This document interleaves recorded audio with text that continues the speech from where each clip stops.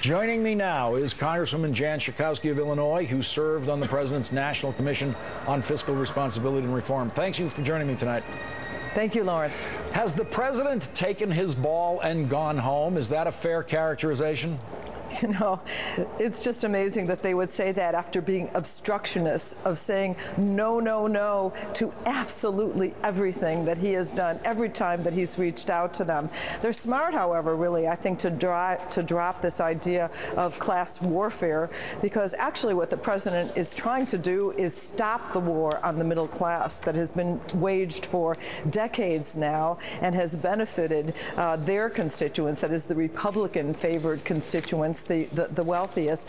But of course the President has not taken the ball and gone home. In fact, what he's saying to them is, now, if you want to really do something, these are some of the terms that I have laid out. And I'll tell you, Lawrence, my constituents are thrilled. Yeah, Eric Cantor walking out on the President was not characterized as taking his ball and going home, but here they are doing this.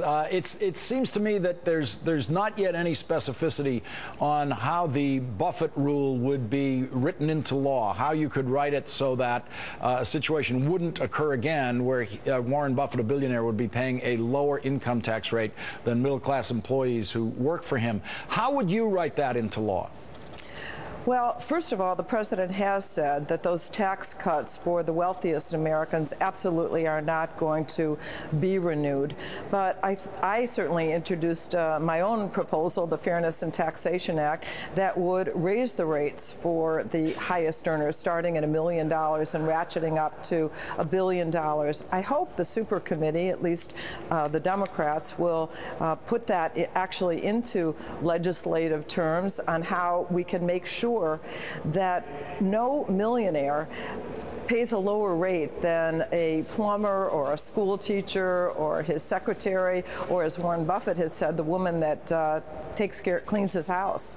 Yeah, I personally don't see any way to write this other than just a set of new tax brackets that address the Buffett level of income. I mean, you certainly couldn't write a law that it's somehow that your tax return is dependent on what your employee's tax return figures are. It's just going to have to be some new higher bracket in the billionaire range, as you've written, and in the multi-millionaire range. Although getting rid of the carried interest, which allows hedge fund managers like John Paulson, who made $5 billion last year and paid mostly at a 15% rate, that's got to be out the door. That's unacceptable. So I think there are a number of different ways that we can address this. But most Americans absolutely agree with this notion.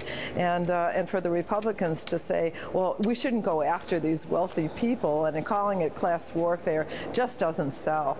How does it feel to be watching the argument come your way? Here you were proposing new higher brackets when everybody thought, oh, listen, you can't do that. Don't even think about it. Don't even dream about trying to get something other than the top bracket at around $250,000. When you first proposed this, I remember having you on the show, and you were a very lonely voice. Well, I think what the President looked at, and hopefully most legislators, including the Republicans, look at, is what the American people were saying. I saw a poll, and it simply said that 81% of Americans think that the best way to reduce our debt and our deficit is to tax millionaires and billionaires more. The American people have spoken out on these questions. If we just have the courage to follow what they're saying, I think that we're going to develop some very good policies. We're going to have some iconic battles right now, whether or not we're really going to focus on the President's jobs proposal, whether we're going to protect Social Security and Medicare, whether we're going to wind down these wars, and whether we're going to have fair taxes in this country. These really are about the heart and soul of our nation. Congresswoman Schakowsky, the President is saying that he has irreconcilable differences, just fundamental differences in worldview with the Republicans in the House of Representatives. At the same time, he's saying we cannot wait until after the next election next year to do something about jobs in America. He's at the same moment saying we've got to pass the jobs bill. How can you pass the jobs bill with irreconcilable differences with Republicans in the House? Well, the Republicans have in the past stated their irreconcilable differences and demanded that Democrats move their way.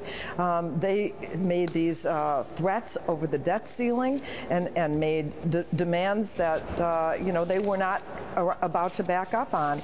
I think now that the president is saying, look, these are the terms, it's supported by Americans, we need to get this job done now. Hopefully, because I think if the Republicans don't move, it's at their peril in the next election. And the president, I think, is absolutely sincere in wanting to deal with these before next November. Representative Jan Schakowsky, thank you very much for joining me tonight. Thank you.